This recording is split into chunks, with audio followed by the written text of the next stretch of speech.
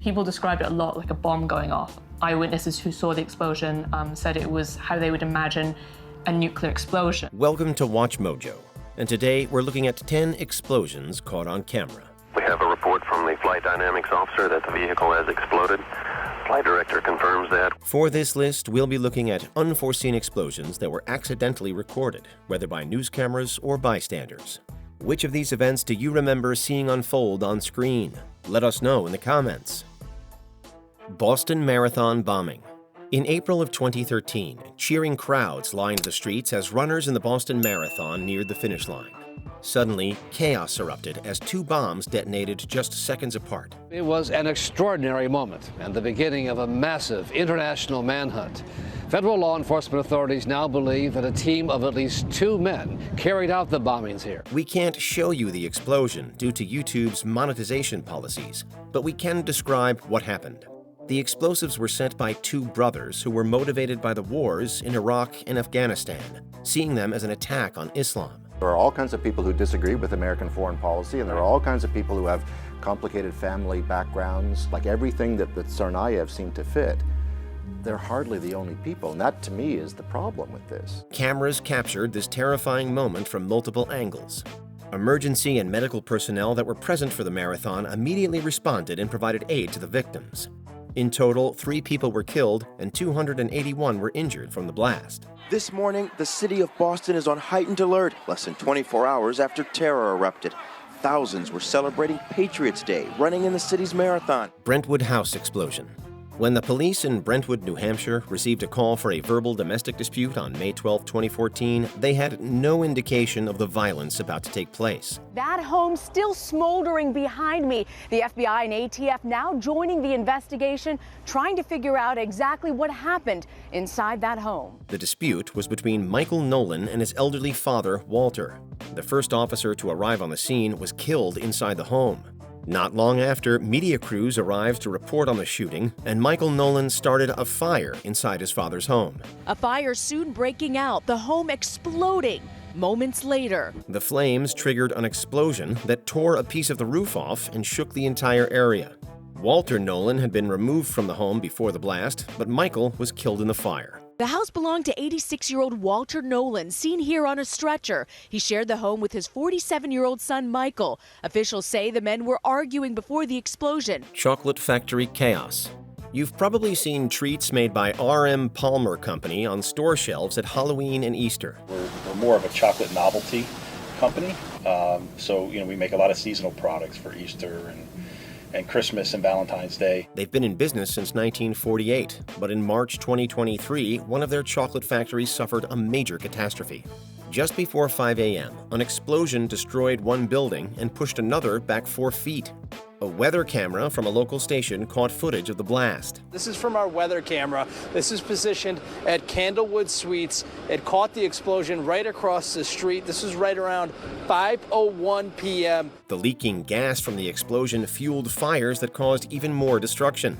The disaster resulted in 7 deaths and 10 injuries, and the cause of the explosion is still under investigation. Cleanup has continued throughout the day. I want to show you a little bit of what's happening right now. It looks like crews are slowing down for the day. They just did close the no trespassing gate. But I also want to draw your attention to a small makeshift memorial. You see a little stuffed doll and some flowers. Ceasefire failure in Khartoum. On April 19, 2023, 2 explosions shook the streets of Sudan's capital city. The conflict between rival military factions began just 4 days earlier, and much of the fighting was centered around Khartoum. Heavy gunfire echoed in Sudan's capital after a 24-hour ceasefire was supposed to begin. The military and a paramilitary rebel force had agreed to a temporary truce, but fighting raged on. When a ceasefire between these 2 warring factions failed, the result was death and destruction. The international news station Voice of America caught a double explosion live on camera. Civilians fled amid heavy gunfire as smoke poured through the streets. This is just a snapshot of the chaos that has engulfed the city and resulted in hundreds of civilian deaths. International aid groups also sounding the alarm over the worsening humanitarian crisis in Sudan, where 1 in 3 people suffer from acute food insecurity. Exploding ambulance in Afghanistan. Filipino journalist Jessica Soho flew to Afghanistan in 2002 to cover a patrol of U.S. soldiers just outside of Bagram Air Base. Before her planned assignment, she encountered the Danish demining group, who were removing landmines from the area. Brings back a lot of sad and painful memories. Deciding to cover the process, the media team put on protective gear and were close to finishing their story. They were offered a ride on an ambulance leaving the area with a dead deminer, but chose to film its exit instead. As they were filming the departing vehicle, it rolled over an anti-tank landmine and exploded directly in front of them. The shocked crew stood stunned at the destruction that had so narrowly missed them. We don't know exactly, we don't know another month. It was the ambulance that had the coffin, right? Train car combustion. On a quiet September night in 1983, Murdoch, Illinois was shaken by two large explosions outside of town. A train carrying liquefied petroleum gas derailed and burst into flames. A wrecked train with 11 tank cars holding highly combustible materials bursts into flames near Murdoch, Illinois. There wasn't enough available water to put out the fires, so they were left to burn. Local citizens were evacuated from the area, but a news crew chose to stay behind and cover the incident. Firefighters pull back, and police evacuate a 1-mile area surrounding the fire. But a TV news crew chooses to stay behind, a half-mile from the flames. Unfortunately, instead of burning out, the heat caused the pressurized liquid inside the train tanks to boil and explode. The journalists caught the unexpected blast on camera. Although they were half a mile away, the crew could still feel the heat wave from the explosion. Shocked by the power of the blast, the news crew retreats 2.5 miles from the derailment. Chemical nightmare. In the late evening of August 12, 2015, residents of Tianjin, China witnessed double explosions that felt like the end of the world. Estimated to be the equivalent of 21 tons of TNT. Shockwaves rocked the city, shattering windows 2 kilometers away. A warehouse that stored hazardous chemicals caught fire, and first responders were unaware of the potential danger within. They attempted to douse the flames with water and were unprepared for the violent chemical reactions that resulted. 2 days on and the fire is still burning amid containers holding an unknown mix of dangerous, highly toxic chemicals. 2 explosions, half a minute apart, tore through the area. Witnesses who were filming the fire caught the explosive blasts on film and were stunned and terrified at what was happening so close to them. 173 people were killed, many of them first responders, and 798 people suffered injuries. This notice board shows how 2 days on, the authorities are still struggling to get an accurate picture of the numbers of dead and missing. They've been posted by family members looking for loved ones. Beirut Explosion. In a warehouse in the port of Beirut, Lebanon, 2,750 tons of ammonium nitrate sat for 6 years after being confiscated by the government. More than 2,500 tons of ammonium nitrate had been left to rot here in Beirut's port. And when it detonated, it took just seconds to lay waste to much of this vibrant ancient city. On August 4th, 2020, it exploded, shaking the entire country. A fire in the warehouse led to an initial blast when fireworks stashed inside ignited.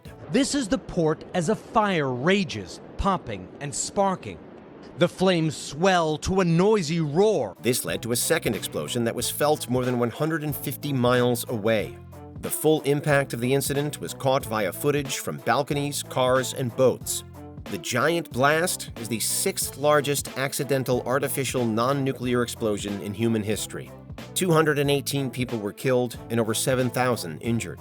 Following protests, Prime Minister Hassan Diab and his cabinet resigned. They killed us. In the Beirut port blast, they killed us. They killed people and made all of us live in terror. Little's been done to bring justice to the victims. Space Shuttle Challenger disaster. After multiple delays, the Space Shuttle Challenger launched on January 28, 1986. Let's go down to the Kennedy Space Center and take a look at Challenger sitting on the pad. 10, 9, 8, 7, 6. We have main engine start.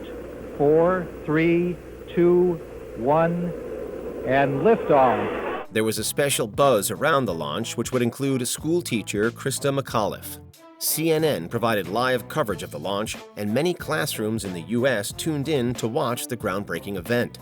Instead of a victorious send-off, equipment failure resulted in an explosion and the deaths of the entire crew. The horror sinks in. 7 Americans with the highest hopes, $1 billion worth of the highest technology, gone in seconds. It was the first fatal accident involving an American spaceship while it was in flight. For an entire generation of students, seeing this explosion take place on screen will be a moment in history they'll never forget. Today is a day for mourning and remembering. Nancy and I are pained to the core by the tragedy of the Shuttle Challenger. We know we share this pain with all of the people of our country. Before we continue, be sure to subscribe to our channel and ring the bell to get notified about our latest videos. You have the option to be notified for occasional videos or all of them. If you're on your phone, make sure you go into Settings and switch on your notifications. 9/11. On the morning of September 11, 2001, Al-Qaeda extremists flew 2 hijacked passenger planes into the Twin Towers of the World Trade Center in New York City. Again, we can't show you these explosions due to YouTube's policies, but images of the carnage are all too familiar.